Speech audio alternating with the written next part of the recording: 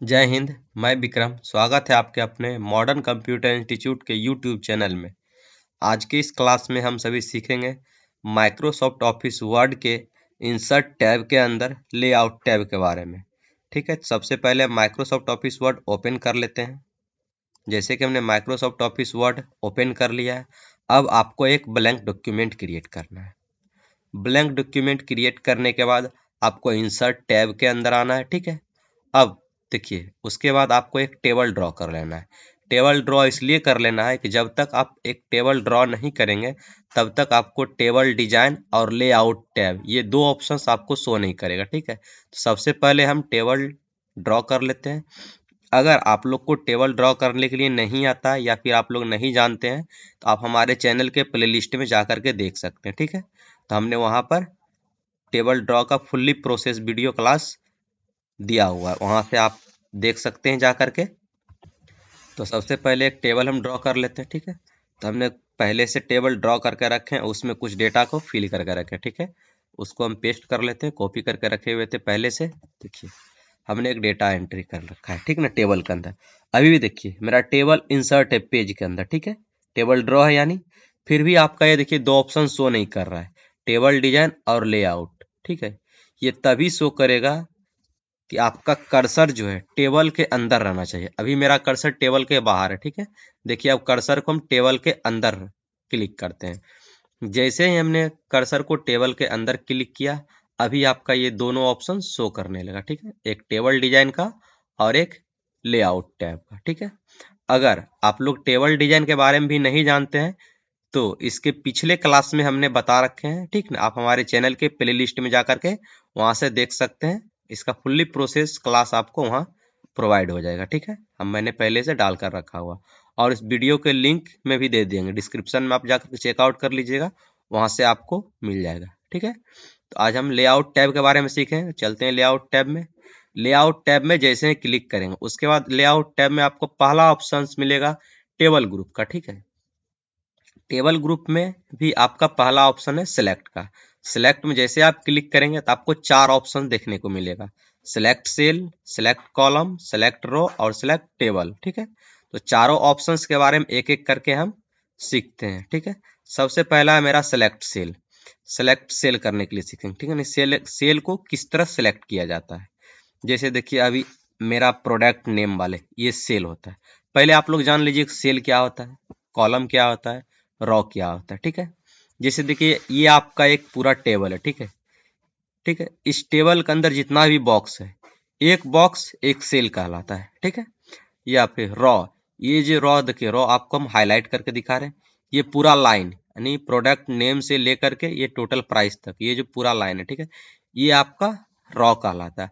और कॉलम, ये पूरा लाइन नीचे तक ये जो है आपका ये कॉलम कहलाता है। ठीक है, तो सेल, रॉ और कॉलम। ठीक है, आप लोग पहले से भी जानते होंगे सेल क्या होता है, कॉलम क्या होता है, रॉ क्या होता है। ठीक है, तो सबसे पहले हम सेल सेलेक्ट करने के लिए सीखते हैं। जैसे देखिए कि अभी मेरा कर्सर प्रोडक्ट नेम वाले सेल में। ठीक है, इस सेल को हमको सेलेक्ट करना है।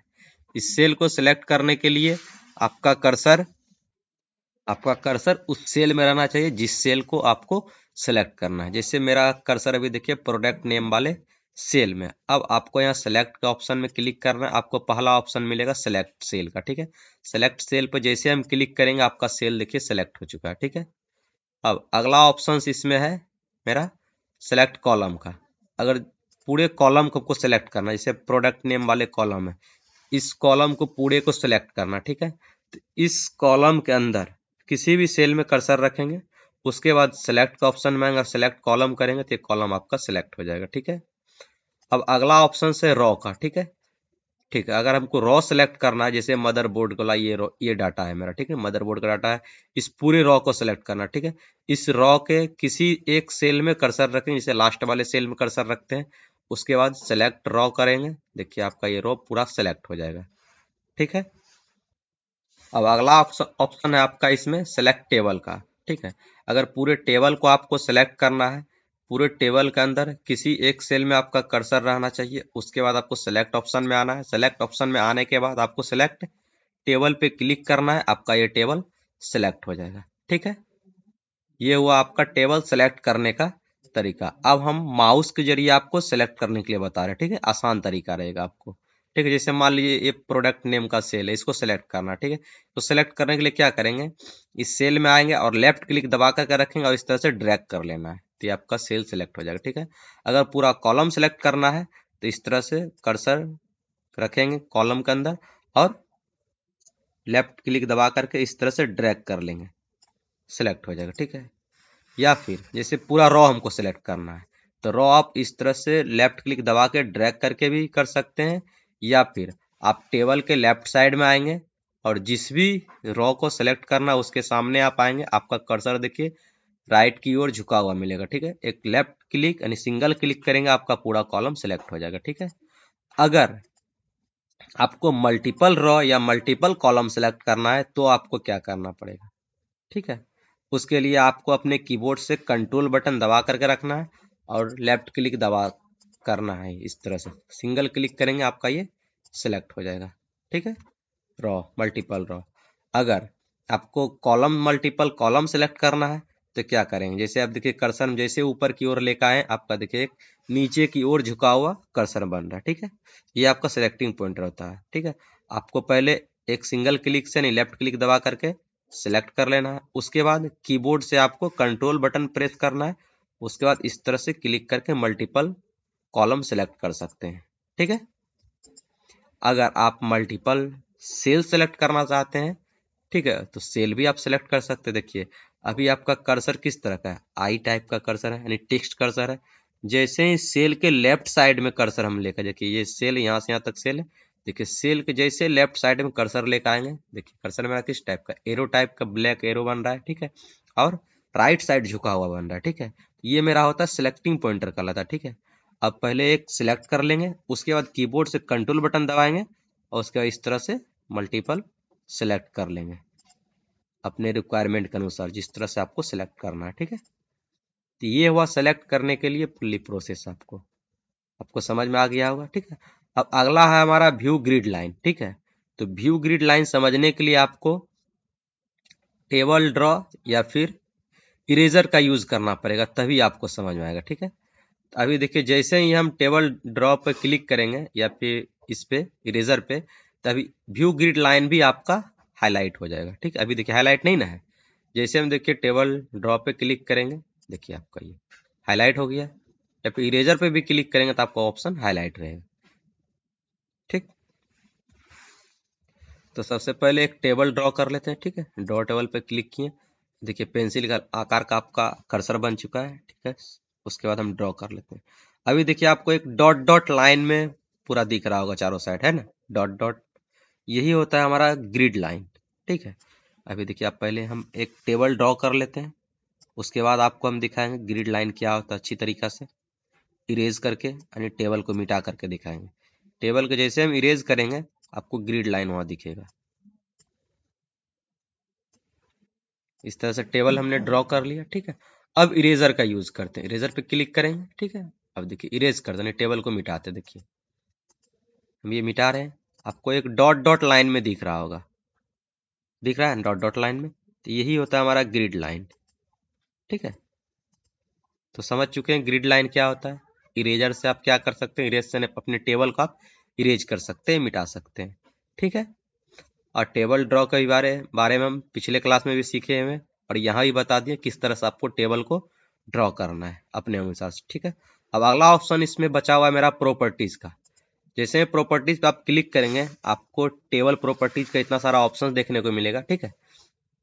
ये सभी ऑप्शंस के बारे में आगे की क्लास में हम लोग पढ़ेंगे, इसलिए कि इसमें जितना सारा ऑप्शंस आपका दिया हुआ है यहाँ अलाइजमेंट ग्रुप के अंदर ये सारा का सारा आपको ऑप्शन यहाँ देखने को मिलेगा, ठीक है। तो अभी इसका जरूरत हमें नहीं है टेबल प्रॉपर्टीज का, ये आगे की क्लास में सीखेंगे, जिस टाइम ये क्लास हम सीखेंगे इसके बारे में भी हम आपको बताएंगे टेबल प्रॉपर्टीज के बारे में, ठीक है। अब अगला ऑप्शन इसमें हमारा है डिलीट का, ठीक है। सबसे पहले हम ये वाला टेबल को डिलीट कर लेते हैं, ठीक है। उसके बाद इसमें चार ऑप्शंस आपको मिलेगा, delete cell, delete column, delete row और डिलीट टेबल का, ठीक है। इस टेबल को पहले हम डिलीट कर लेते हैं, उसके बाद एक एक करके सीखते हैं, ठीक है। टेबल के अंदर कर्सर क्लिक किया, लेआउट टैब के अंदर आपको मिलेगा यहाँ डिलीट का ऑप्शन, ठीक है। डिलीट ग्रुप में क्लिक करने के बाद आपको पहला ऑप्शन है डिलीट सेल का, ठीक है। जैसे मान लीजिए कोई सेल का आपको डिलीट करना है, ठीक। सबसे पहले उस सेल में आपको क्लिक करना, जैसे प्रोडक्ट नेम वाले सेल है, इस सेल को हमको डिलीट करना है, ठीक है। इस सेल को डिलीट करने के लिए उस सेल में हम कर्सर क्लिक करेंगे, उसके बाद डिलीट का ऑप्शन में क्लिक करेंगे तो यहाँ फर्स्ट ऑप्शन मिलेगा डिलीट सेल को।